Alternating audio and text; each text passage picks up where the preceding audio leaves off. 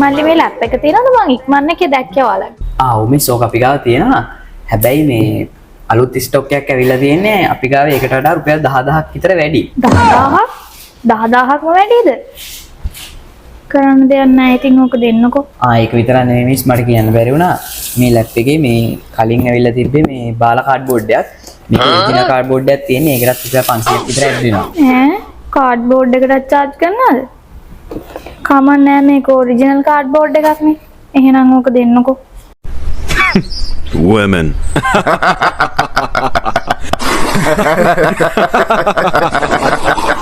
මල්ලි මේ වතුර පොඩ්ඩක් ගන්න පුළුවන්ද? මිස් පුළුවන්. මිනිස් වතුර එක. මිස් එහෙනම් මම මේක ඩීල් කරන් එන්නද? A few moments later.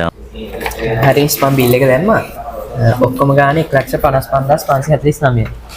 5549 ඉස්සලෝ එච්චර ගාණක් කිව්වේ නෑනේ. මේ වනේ මිස් මේ අපේ අලුත් ලයිට් සිස්ටම් එකක් තමයි දාලා තියෙන්නේ. මේක මේ ස්කින් එකටත් මාර හොඳයි. ඒකයි තාම මිස් අතන වතුර මගෙන් ඉල්ලගත්තා නේද? වතුර එකට තමයි 49. හරිද? තව මේ AC එක තියෙනවා මේ රස්නේ කාලේනේ මිස්. ඒ නිසා මේ AC එකටත් අපේ පොඩි ගාණක් ඇඩ් වෙනවා.